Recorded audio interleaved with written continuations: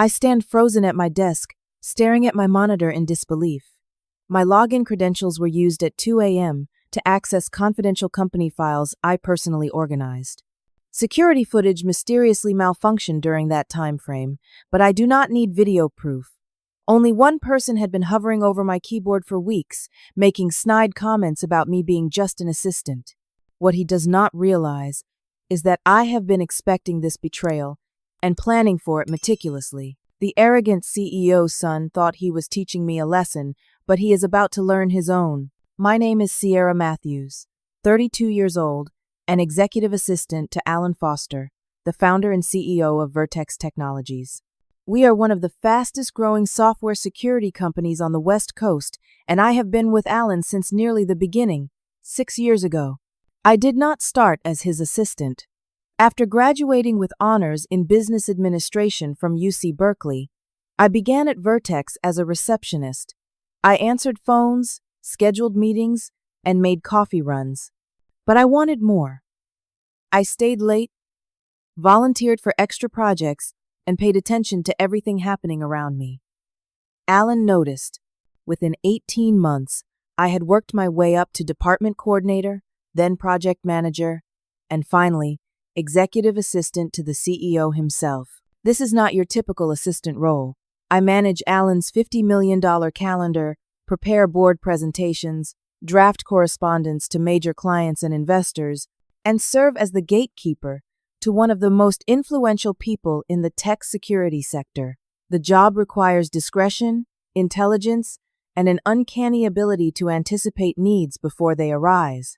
Sierra, you have a sixth sense for this business, Alan told me, after I helped negotiate a particularly tricky contract renewal last year. You catch things even my legal team misses. I take immense pride in my work. Every spreadsheet perfectly formatted, every meeting meticulously documented, every confidential file properly secured. I know this business inside and out, which makes me not just an assistant, but a trusted advisor. The company culture at Vertex has always been one of its strongest assets. Alan built a workplace where ideas matter more than titles, where innovation is rewarded regardless of position. We have regular company-wide brainstorming sessions, mentorship programs, and clear paths for advancement. It is a meritocracy in the truest sense, or at least it was until 3 months ago. That was when Alan made the announcement during our quarterly all-hands meeting. I am thrilled to share some exciting news, he beamed at the assembled staff. My son, Trevor, has just completed his MBA at Stanford, and he will be joining Vertex next month as our strategic development director.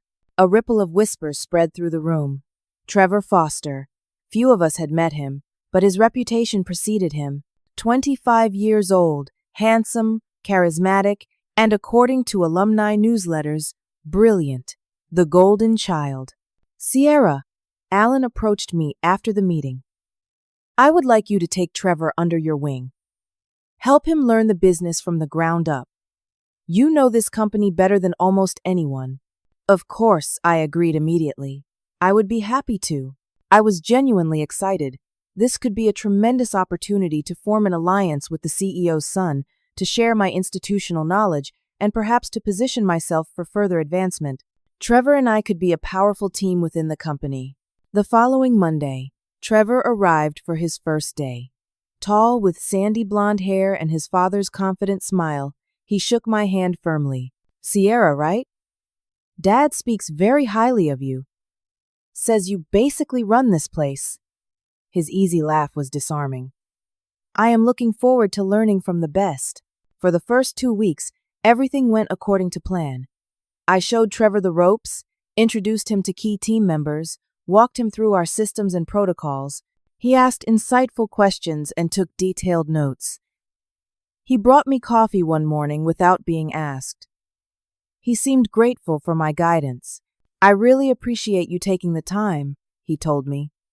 This transition could have been awkward, but you have made it seamless. I began to think we were building a solid professional relationship. Until the executive committee meeting, I had been working on a comprehensive security protocol for our client portal for months. Alan had asked me to present it to the committee, a rare honor for someone of my position. I had prepared meticulously, rehearsing my presentation until I could deliver it in my sleep. 15 minutes into my carefully crafted presentation, Trevor raised his hand. "This reminds me of that security framework I was telling you about last week, Dad," he said casually. "The multi-layer authentication system with the geofencing component." I froze mid-sentence. This was my idea, my work, my framework that I had developed after months of research and consultation with our security team. Alan's face lit up. "Yes, that is exactly what this is." Trevor suggested this approach after reading about some vulnerabilities in traditional two-factor authentication. Sierra has done a wonderful job putting flesh on the bones of that concept.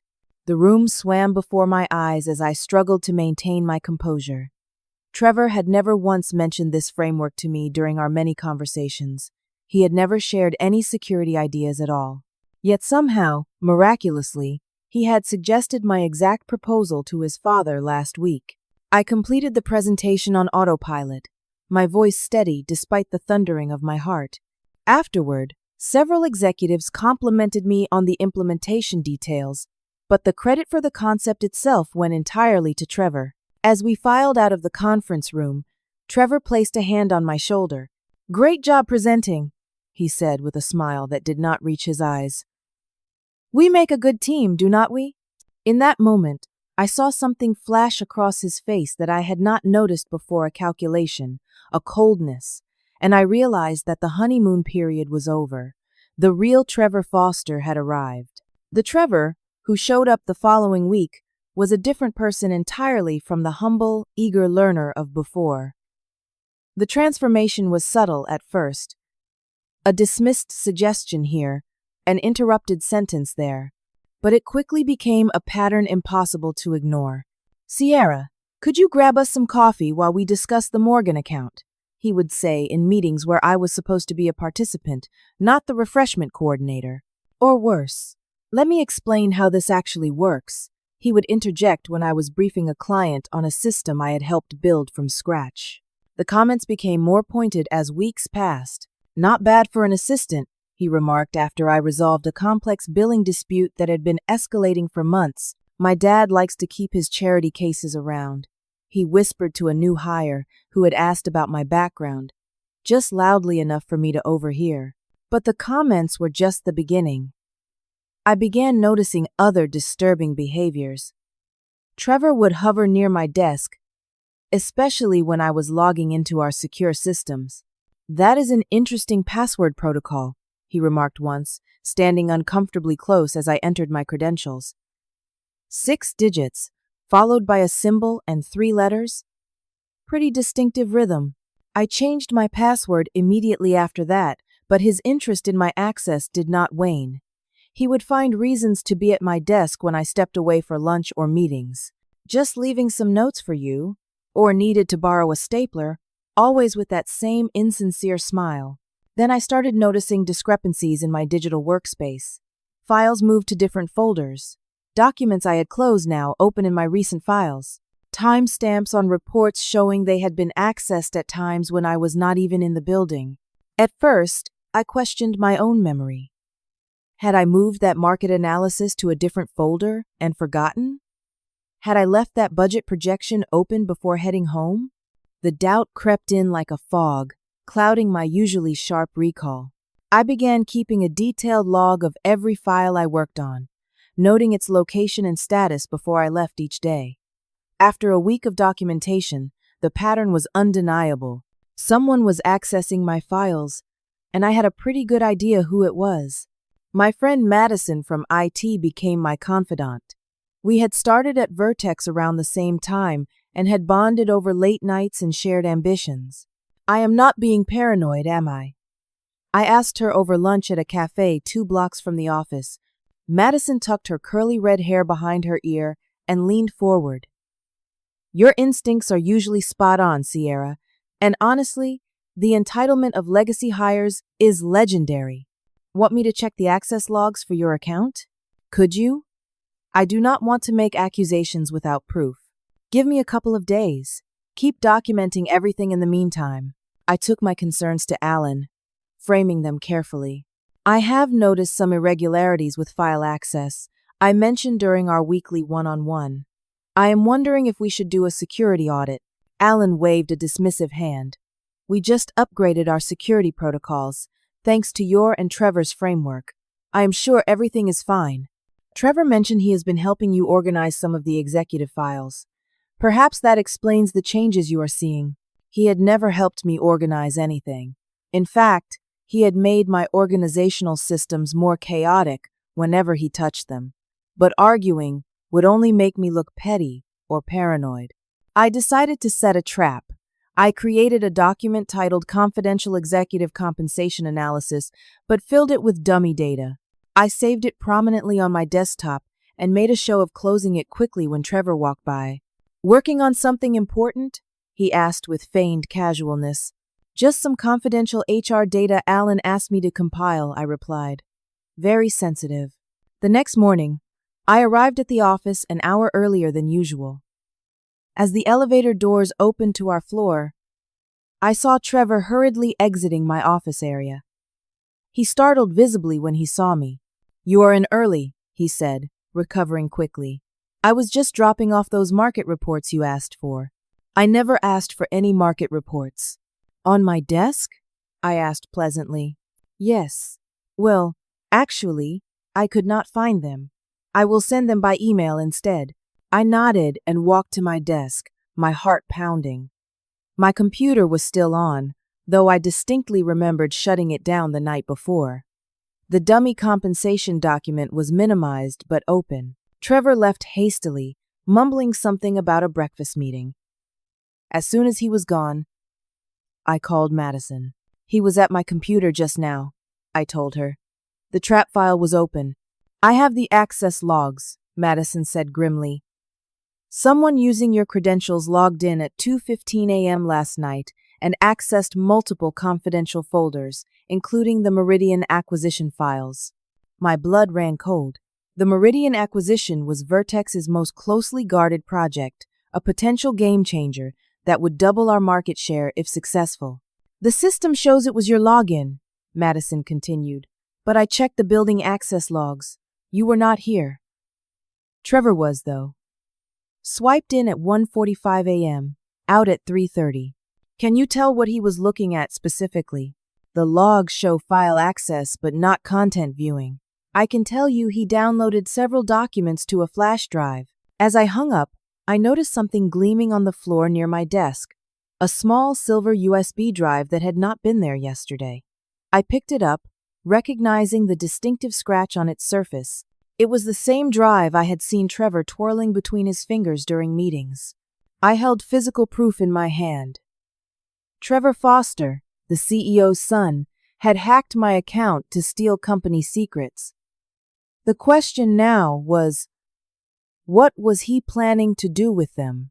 The theft of company information was just one thread in Trevor's increasingly complex web of sabotage. Over the next several weeks, his campaign to undermine me intensified on multiple fronts. In meetings, my ideas were mysteriously appearing in Trevor's presentations before I could share them. Reports I had carefully prepared would go missing hours before they were needed, only to have Trevor produce his own versions at the last minute to save the day. I noticed Sierra hadn't submitted the quarterly analytics, he would say with just the right note of concern in his voice. Luckily, I put together these projections as a backup. Alan would beam with pride at his son's initiative, completely unaware that Trevor had deleted my original report from the shared drive. My relationships with colleagues began to suffer as well. People who had once sought my advice now directed their questions to Trevor. Lunch invitations dwindled. Conversations would stop abruptly when I entered the break room. I could not understand the sudden change until Madison pulled me aside after a staff meeting. People are talking, she whispered. Trevor's been implying that you're taking credit for his work. He's very careful about it. Never says it directly. Just plants these little seeds of doubt. That's ridiculous, I exclaimed. He's the one stealing my ideas. Madison squeezed my arm sympathetically. I know that. But he's the boss's son, Sierra. People are making calculations about where the power lies. The isolation was painful, but I refused to let it break me. I continued doing my job with precision and professionalism, documenting everything meticulously in my private journal. Then came the day when Jenna from accounting approached me with an uncomfortable question. "Sierra, I need to verify something," she said, not quite meeting my eyes. "Did you authorize a change to your direct deposit information last month?" My stomach dropped. "No, my banking hasn't changed in years." Jenna showed me the request form someone had submitted in my name, attempting to redirect my paycheck to an unfamiliar account. Fortunately, accounting's verification protocols had caught the discrepancy. "Has anyone else had this issue?" I asked. "No," Jenna replied. "Just you." That afternoon, Madison confirmed my suspicions. "Someone accessed your personnel file 2 weeks ago using your credentials. They viewed your social security number, banking details, everything." The violation felt intensely personal. This was no longer just professional sabotage. Trevor was attacking my financial security, my identity. I spent that night researching identity theft protection and placing freezes on my credit. As I scrolled through security forums at 2 in the morning, I stumbled across a discussion about corporate espionage tactics. One post chilled me to the bone. The most effective way to remove a target is to destroy their credibility. Find a vulnerability, financial stress, health issues, family problems, and exploit it. Make them look unstable or untrustworthy. The next day at work, I noticed whispered conversations stopping when I walked by. The HR director avoided eye contact in the hallway. Alan was suddenly too busy for our regular check-in meeting. It took 3 days and a sympathetic word from Alan's longtime secretary, Barbara, to discover what was happening. "I shouldn't be telling you this," Barbara said, closing the door to the copy room where she had cornered me. "But I can't stand by and watch. Trevor's been telling people you're having serious money problems, that you might be desperate enough to do something foolish." My mind raced back 6 years, to the personal history I had disclosed when joining Vertex. My father's medical bills that had nearly bankrupted our family. The second mortgage I had helped my mother navigate. The student loans I had only recently paid off. Information that was in my confidential personnel file. Information Trevor had accessed. "He brought up concerns in the executive meeting yesterday," Barbara continued. "Said he noticed unusual activity in some accounts you oversee. Nothing specific, just vague implications. Suggested a quiet audit of your work." The strategic brilliance of Trevor's attack dawned on me. He had found my vulnerability and weaponized it. A financial audit would find nothing actually wrong, but the mere fact of an investigation would cast a permanent shadow over my reputation. The industry was small. Word would spread. Sierra Matthews, under investigation for financial irregularities. My career would never recover, even when I was cleared. That night, I sat in my apartment staring at the wall, a cold fury building inside me. Trevor Foster had underestimated me severely. He thought I was just an assistant, someone to be stepped on during his climb to the top, someone who would break under pressure and quietly disappear. He was about to discover how wrong he was.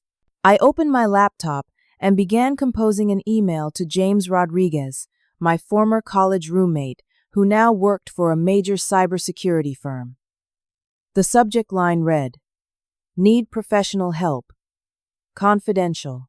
If Trevor Foster wanted to play with fire, I would show him what a real burn felt like. James responded to my email within the hour. "Sierra, this sounds serious. Not something to discuss over email. Can you meet tomorrow night?" We arranged to meet at a small coffee shop 20 miles from the office, far from any likely Vertex employees. James arrived wearing a faded Berkeley sweatshirt, his dark hair longer than I remembered, but his expression just as intensely focused. After ordering drinks, we claimed a corner table. I laid out everything that had happened with Trevor, showing him my meticulous documentation. James listened without interruption, occasionally taking notes on his tablet. When I finished, he sat back and exhaled slowly. "This guy is a piece of work," he said finally. "But what he is doing is not just unethical, it is illegal. Computer fraud, identity theft, corporate espionage, these are serious charges. I need concrete proof, I said, something undeniable that shows his intent. James nodded thoughtfully. What you need is a honeypot. A honeypot. A trap. We create irresistible bait and wait for him to take it. James leaned forward. Here is what we will do. I will set up a sophisticated tracking system on your work computer. It will record every keystroke, every file access, everything that happens while preserving the chain of evidence. Is that legal? I asked hesitantly.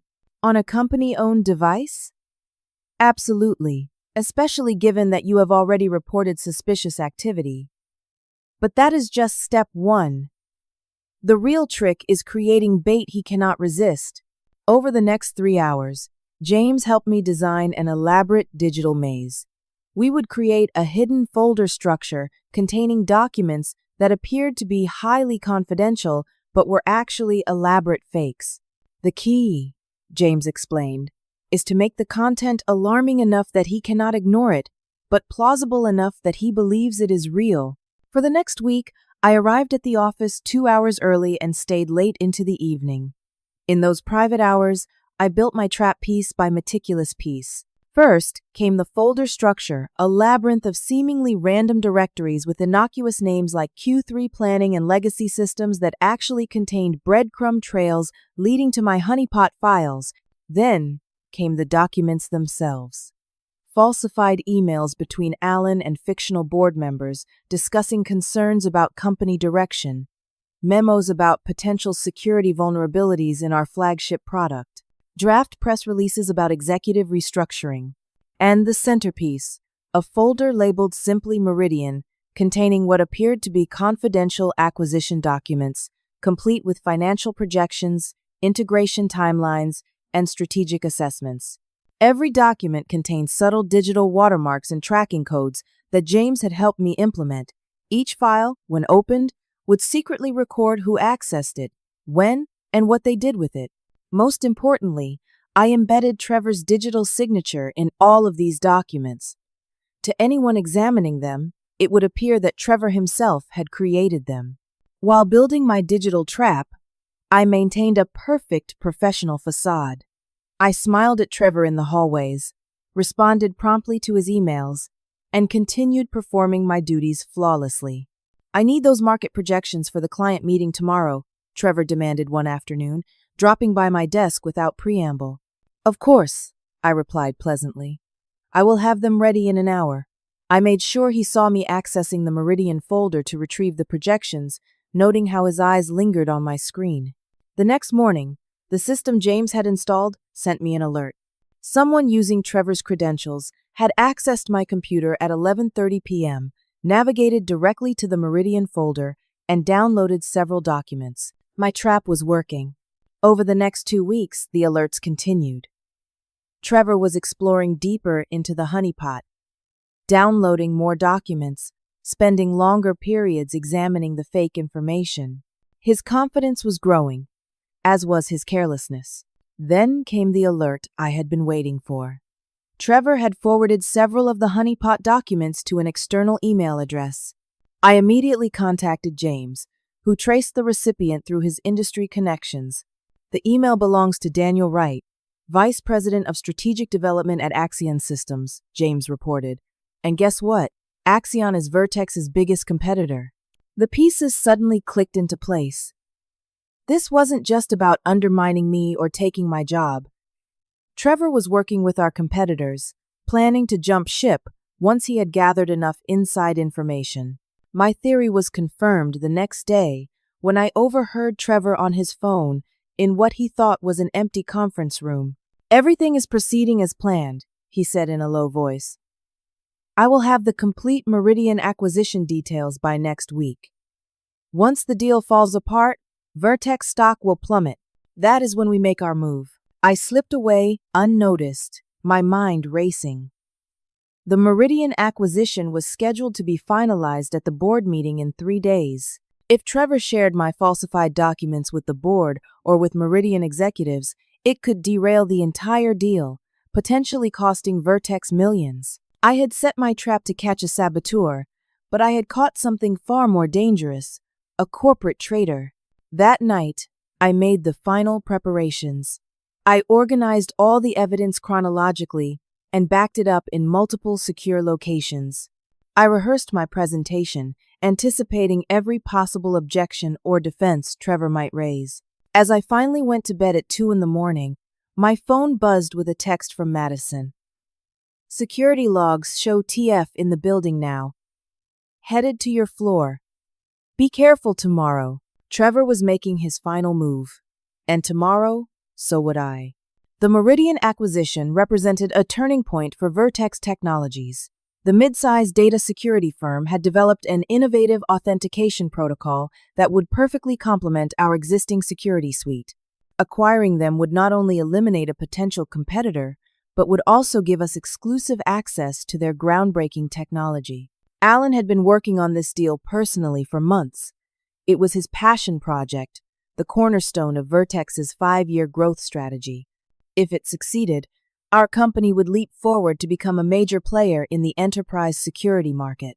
If it failed, we would lose ground to competitors and potentially face a stock devaluation that could take years to recover from. The morning of the pre-acquisition board meeting, the tension in the office was palpable. Alan paced his office, reviewing documents and making last-minute calls to Meridian executives. Department heads huddled in conference rooms, preparing their integration strategies. And Trevor strutted through the halls with an air of barely contained satisfaction, occasionally shooting smug glances in my direction. "Sierra," Alan called as he spotted me walking past his office. "Can you make sure all the Meridian files are organized for the board presentation tomorrow? Trevor will be leading that portion, but I would like you to do a final review." "Trevor will be presenting the Meridian acquisition?" I asked, struggling to keep my voice neutral. Alan beamed. "His analysis of the integration potential has been impressive. I think it is time he takes on more responsibility. Do not you agree?" I nodded mechanically. "Of course. I will make sure everything is ready." As I turned to leave, Alan added, "Oh, and Sierra? Trevor mentioned some concerns about your recent performance. Said you seemed distracted, possibly overwhelmed. Is everything all right?" The calculated cruelty of Trevor's move hit me like a physical blow.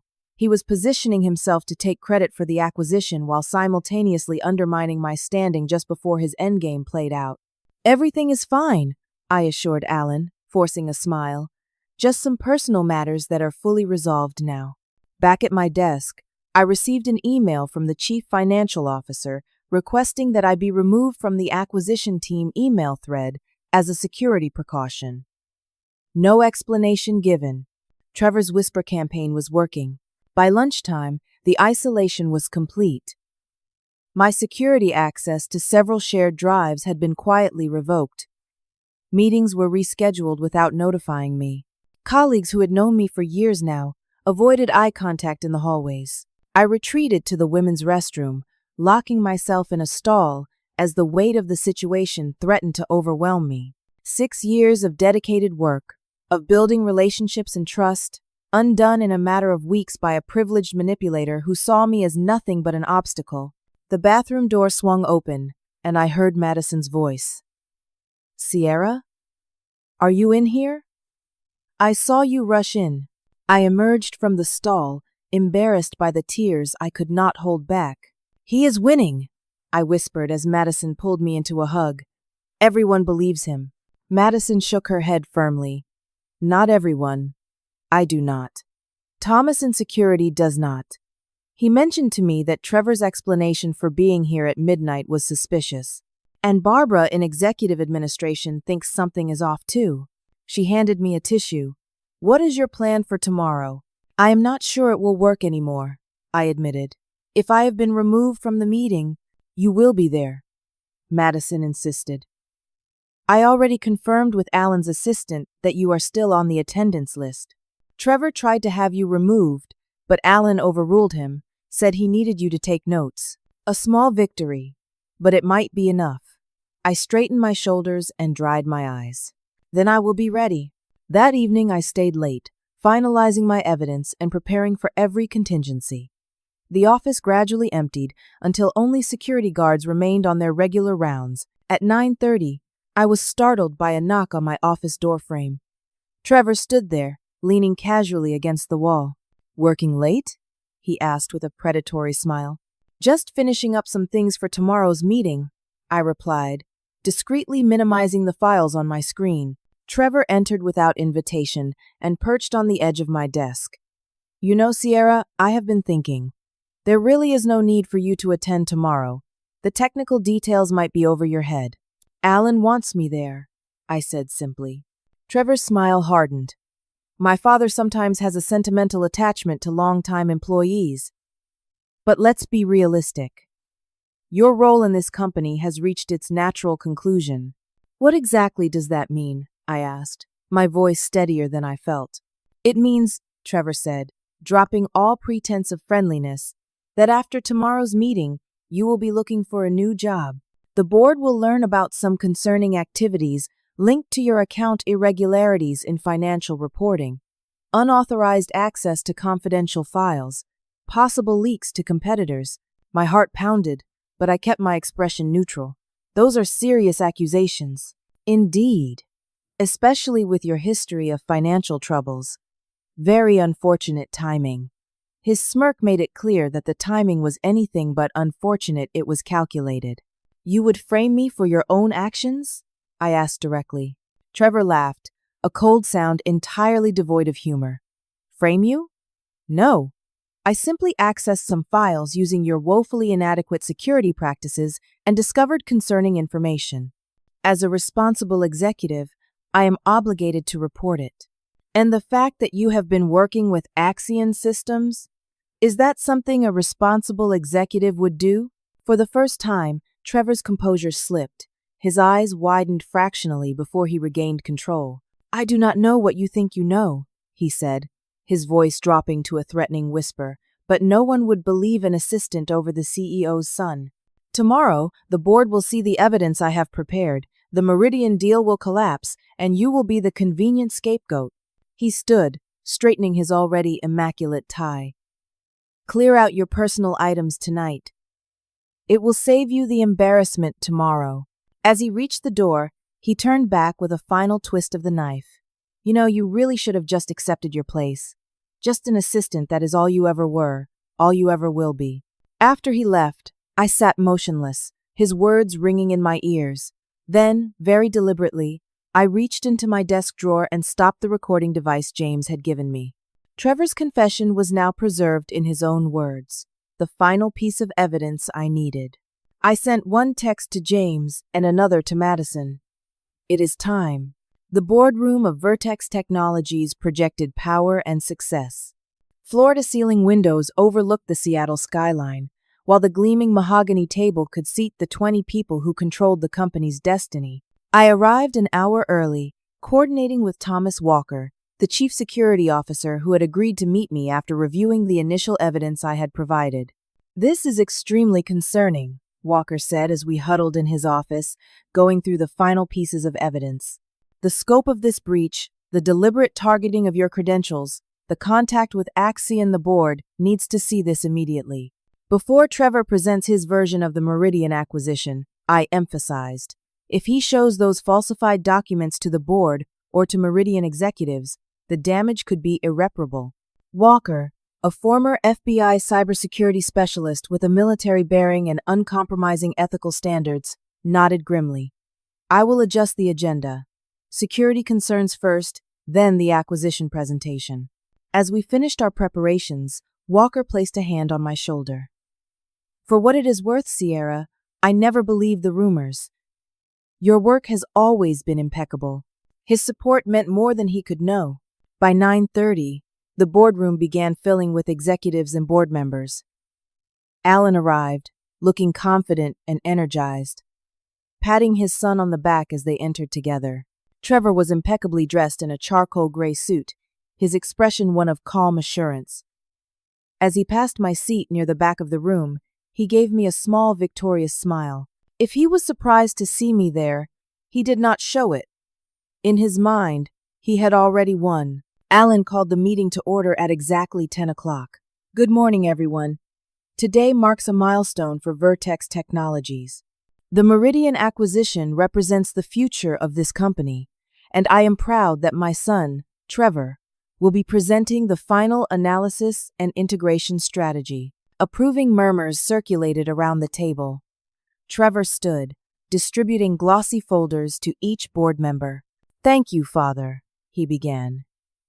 "Before I walk through the details of the acquisition, I would like to highlight some key points about the strategic value Meridian brings to Vertex." He clicked to the first slide of his presentation, a complex diagram showing the integration of Meridian's authentication protocols with our existing security suite. As Trevor launched into his explanation, Thomas Walker caught Alan's eye and made a subtle gesture. Alan frowned slightly, but nodded. "Excuse me, Trevor," Alan interrupted. "I have just been informed that Thomas has an urgent security matter to address before we continue." Trevor faltered momentarily. "Surely it can wait until after. Security concerns take precedence," Alan said firmly. "Thomas, the floor is yours." Walker stood and moved to the front of the room. "Thank you, sir. Ladies and gentlemen of the board, I regret to inform you that Vertex has experienced a significant security breach." The room grew instantly silent. Trevor's face paled. "Over the past several weeks," Walker continued, "our systems have detected unauthorized access to confidential company information, including details of the Meridian acquisition." He nodded to his assistant, who distributed a different set of folders to the board members. "The evidence before you shows a coordinated effort to compromise our systems, steal proprietary information, and sabotage the Meridian acquisition." Board members began flipping through the documents, their expressions growing increasingly alarmed. "Most disturbing," Walker continued, "is that this breach originated internally, using stolen credentials to access restricted files." Trevor rose halfway from his seat. "If there has been a breach, we should postpone this discussion until we have full details. The acquisition timeline." "The timeline is precisely why this cannot wait," Walker countered. "The perpetrator planned to use today's meeting to present falsified information about Meridian, causing the acquisition to fail." Trevor was fully standing now. "This is ridiculous. We cannot delay based on vague security concerns." Walker's expression remained impassive. "There is nothing vague about the evidence, Mr. Foster. We have comprehensive logs, timestamps, and digital forensics." He nodded to his assistant again, who connected a laptop to the presentation system. The screen now displayed a timeline of system access, highlighted entries showing Trevor's credentials accessing my account at odd hours. "Furthermore," Walker continued, "we have traced communications between the perpetrator and Axion Systems, our direct competitor." The room erupted in shocked whispers. Alan stared at the screen, his expression shifting from confusion to growing horror. Trevor's composure began to crack. This is clearly a mistake or a deliberate attempt to mislead the board. If someone has accessed sensitive information, we should be looking at people with financial motives. He glanced pointedly in my direction. Walker held up a hand. "I believe this recording will clarify matters." He pressed play, and Trevor's voice filled the room. "I simply accessed some files using your woefully inadequate security practices and discovered concerning information. Then, most damningly, tomorrow, the board will see the evidence I have prepared. The Meridian deal will collapse, and you will be the convenient scapegoat." The recording continued, capturing every incriminating word of his confession from the night before. As his own voice condemned him, Trevor's face cycled through shock, anger, and finally desperate calculation. "That recording is clearly edited," he protested. "This is a setup by a disgruntled employee who knew she was about to be terminated for incompetence." Alan had not moved, had barely seemed to breathe during the recording. Now he turned to face his son. "Trevor, is this true?" "Of course not. Dad, you know me. Would I sabotage our own company? This is obviously Sierra's doing. She has been jealous of my position from day one." I had remained silent throughout the presentation, letting the evidence speak for itself. Now I spoke, my voice calm and clear. "Mr. Walker, could you please show the board the digital signatures embedded in the falsified Meridian documents?" Walker nodded and pulled up a new screen, displaying the metadata from the fake documents I had created. There, unmistakably, was Trevor's digital signature, the unique identifier assigned to his company account. These documents, Walker explained, contain deliberately false information about Meridian's financial stability and product integrity. They were created using Trevor Foster's credentials and accessed repeatedly from his devices. "This is insane," Trevor shouted, desperation overtaking his calculated demeanor. "She planted those documents. She is trying to frame me." Alan finally spoke, his voice heavy with the weight of undeniable truth. "The digital signatures don't lie, Trevor. Neither does the recording or the access logs." He turned to the head of security. "Thomas, please escort my son from the building. His employment with Vertex is terminated, effective immediately." Trevor's face contorted with rage. "You cannot do this to me. I am your son." "Yes," Alan said quietly, "which makes this betrayal all the worse." Two security officers entered the boardroom. Trevor looked wildly around the table, seeking any ally, finding none. "You will regret this," he spat as the security team approached him. "All of you." As Trevor was escorted out, the boardroom fell into stunned silence. Alan looked suddenly older. The lines in his face deepened by grief and disappointment. He turned to the board members. "I apologize for this unprecedented situation. If you will give us a brief recess, we will reconvene in 30 minutes to discuss the actual Meridian acquisition details." As the room emptied, Alan remained seated, staring at the evidence folders before him. I hesitated, unsure whether to leave him to his thoughts. "Sierra," he said without looking up, "please stay." I returned to my seat, my heart still racing from the confrontation. "You knew," he said simply. "You knew what he was doing." "Yes, sir. Why didn't you come to me directly?" The question was fair but complicated. I tried to, indirectly, but he is your son. I needed irrefutable evidence before making such serious accusations. Alan nodded slowly. "You created the honeypot files, led him to incriminate himself." "Yes, sir." He finally looked up, his eyes red-rimmed but clear. "You saved this company, the Meridian acquisition. My legacy." He paused. "At the expense of my son's career." "Trevor made his own choices," I said gently. "I just made sure those choices had consequences." Alan stood and straightened his suit jacket, visibly pulling himself together. "The board will want to know who will be taking over the Meridian integration now that Trevor is gone." I began gathering my notes, assuming he was thinking aloud. "I am sure you will find the right person, sir." "I already have," he said. "You?" I looked up in surprise. "Me? You know this acquisition inside and out. You have proven your loyalty and judgment beyond any question. The board will vote today, but I am recommending you for Director of Executive Operations with the Meridian integration as your first major project." The promotion was beyond anything I had imagined, jumping me several levels in the corporate hierarchy. "Thank you, sir. I will not let you down." "I know you won't, Sierra," he said with the ghost of a smile. "You never have." As we prepared to reconvene the board meeting, I felt a complex mix of emotions. Vindication, certainly. Relief that the truth had prevailed. Sympathy for Alan's personal loss. But mostly, I felt a profound sense of justice. Trevor had underestimated me, dismissed me as just an assistant, and that blind spot had been his downfall. In trying to teach me a lesson, he had learned one himself at a much higher cost. The boardroom reconvened 30 minutes later, the atmosphere markedly different. The shock of Trevor's betrayal still lingered, but there was also a palpable sense of relief that the threat had been identified and removed before irreparable damage could occur. Alan took his place at the head of the table, his professional demeanor restored, despite the personal turmoil he must have been feeling. "Ladies and gentlemen," he began. "First, I want to thank our Chief Security Officer, Thomas Walker, for his swift and thorough investigation. And I want to especially acknowledge Sierra Matthews whose vigilance and initiative uncovered this plot and protected Vertex's interests. Several board members nodded approvingly in my direction. Now, we have an acquisition to discuss, Alan continued.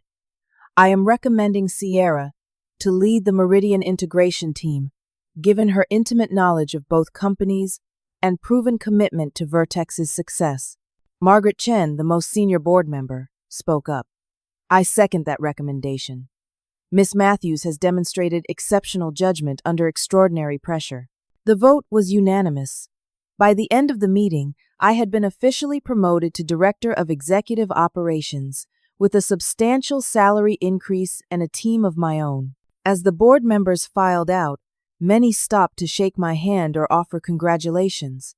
The same people who had been avoiding eye contact days earlier were now treating me with newfound respect. The following weeks were a whirlwind of activity. The Meridian acquisition proceeded smoothly, their executives relieved to be dealing with honest partners after I discreetly informed them of the averted sabotage.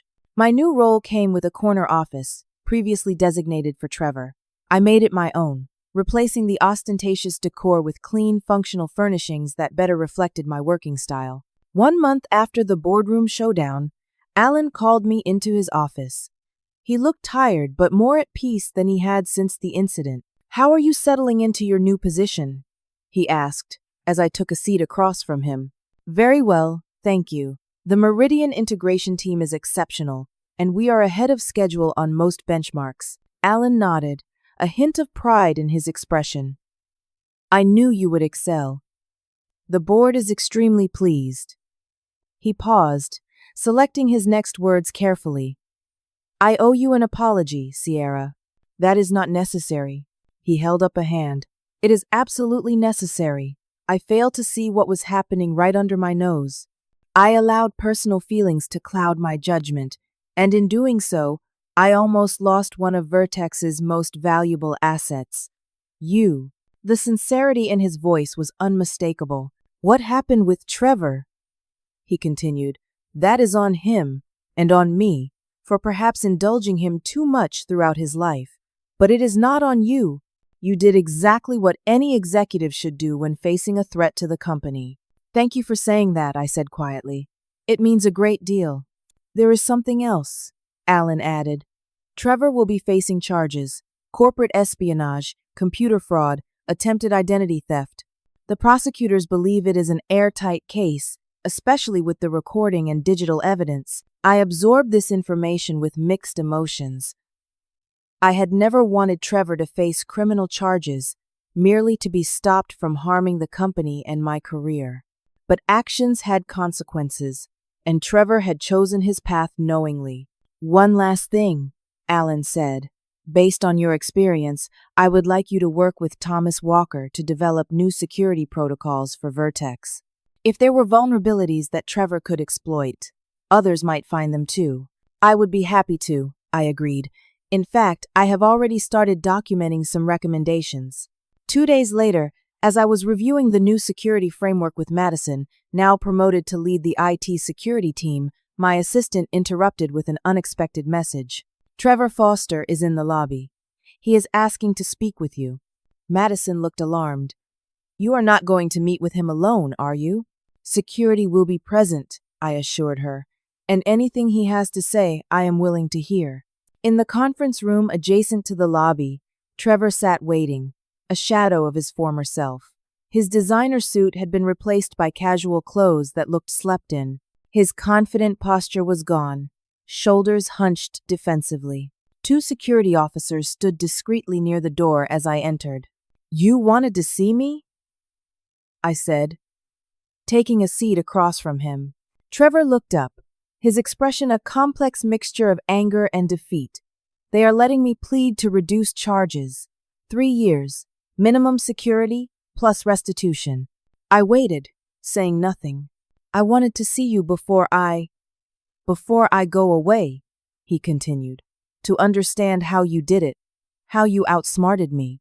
Is that really why you are here, Trevor? To satisfy your curiosity? His carefully constructed facade cracked. You ruined my life.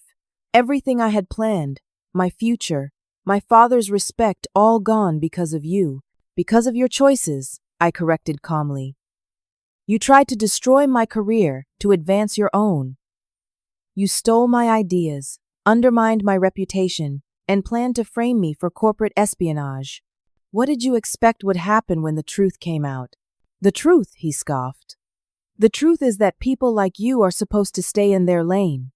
Assistants, support staff, you are supposed to help people like me succeed, not replace us. In that moment, I saw Trevor clearly, perhaps more clearly than he saw himself. A privileged young man who had never faced real consequences, who believed his birthright entitled him to success at any cost. That is where you went wrong, I said quietly. You saw me as just an assistant, a stepping stone, rather than a colleague worthy of respect.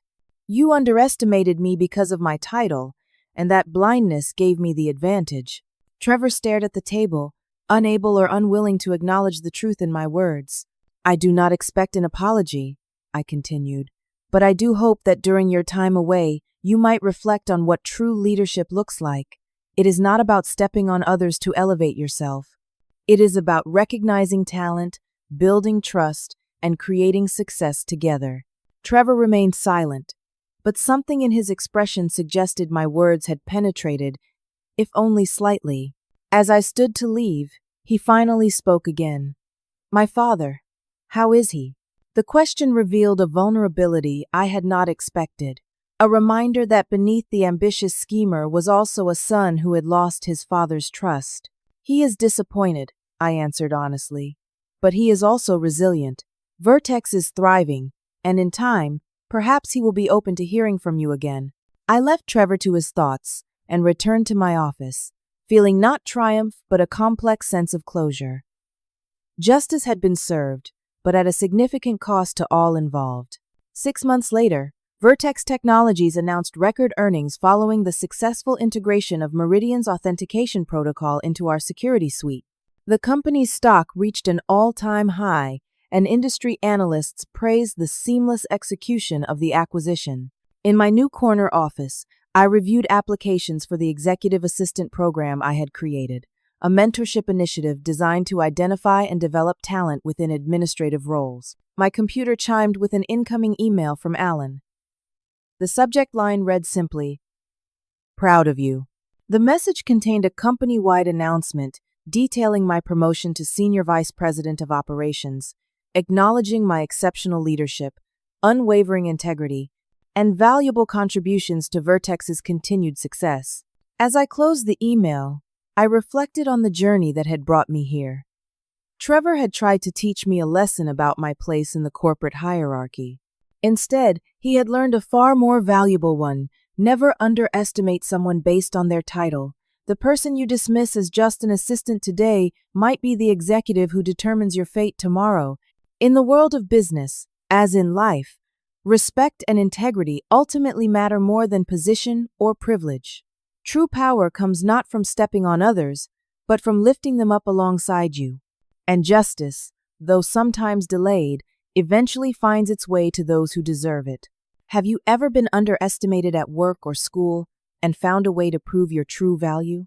Comment below with your own story of overcoming someone's low expectations. If this story resonated with you, please like and subscribe for more tales of triumph over workplace adversity, and share with someone who might need a reminder of their own worth. Thank you for listening, and remember, your title doesn't define your capabilities, your actions do.